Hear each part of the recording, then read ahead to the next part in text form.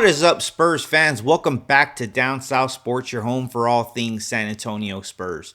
Appreciate you guys tuning in. Spurs fans, I hope you realize how good we have it right now. A loaded young core, a potential superstar already in Victor Wembanyama, draft capital for days, and the flexibility to strike on a trade if the right one becomes available. The rest of the league better pay attention because the Spurs are coming, and they're coming fast. Let's start with the point guard situation. With the addition of Dylan Harper, the Spurs now have the luxury of developing a high-ceiling young guard on a rookie deal. If he ends up being the right guy to pair with Stephon Castle and Vic, great. But if not, no problem. You still have De'Aaron Fox, an all-star level guard who's only 27, under contract, and still in his prime.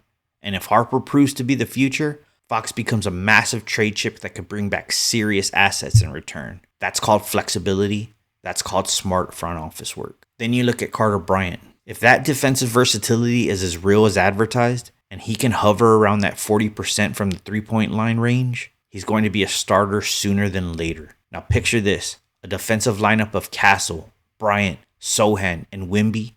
Good luck scoring on that in a tight fourth quarter situation.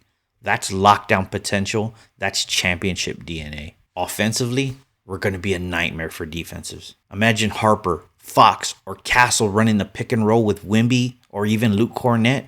It's a pick your poison situation for the defense. Even Chris Paul, with 20 years of experience, said he's never seen a big like Wemby run the pick and roll as a ball handler. That's insane. The options we have in that offensive system are unlike any other in the league. Now, let's talk about Jeremy Sohan. The addition of Luke Cornett is going to allow Jeremy to go back to the role he should have had. A high-energy defensive wing who rebounds, defends, and hits shots when needed. No more forcing him to be a point forward. Just let him lock in and thrive in his lane. The jumper's been looking cleaner, and if that continues to develop, we're talking about a perfect modern-day 3 and 4. Now, some tough talk, and this one might ruffle a few feathers. But if I had to choose between Keldon Johnson or Devin Vassell, I'm leaning towards keeping Keldon.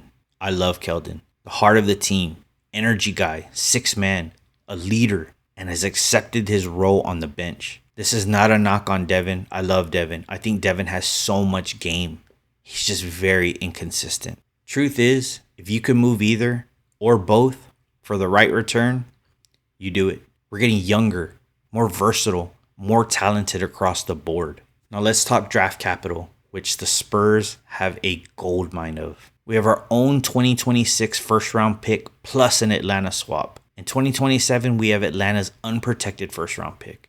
In 2028, we have our own plus a Boston swap. In 2029, we have our own plus a New Orleans second.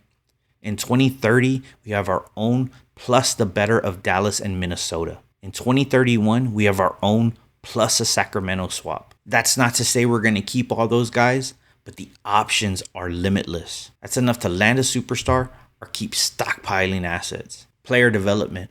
I'm really looking forward to seeing Riley Minix and Harrison Ingram in the Summer League. Minix is a sniper from deep, and if he flashes those other intangibles, he might force the Spurs to give him a real roster spot. Harrison Ingram has showed up in shape and ready to compete. If either guy pops, that's just more firepower for a team already loaded. Of course, none of this matters without health. That's why they're going to manage Vic's minutes. They're going to sit him on back-to-backs. They're going to play it extremely safe. Wemby is the cornerstone, and we're building a dynasty, not rushing to just get 45 wins. So say what you want about the Spurs' patience, but this rebuild is working.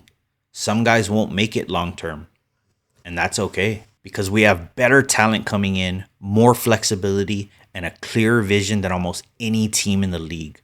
That isn't just about hope. That's about having a plan. So Spurs fans, it's happening.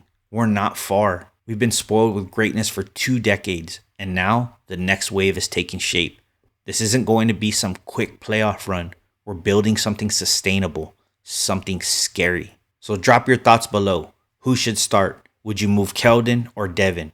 Are you buying into Dylan Harper being the future point guard of this team? So smash that like button, subscribe if you haven't already because we're on the road to 500, and turn on notifications because trust me, you don't want to miss what San Antonio has coming. As always, guys, appreciate the support. Looking forward to Spurs basketball tonight. You know the way we end it by now. It's peace, it's love, and it's go Spurs go.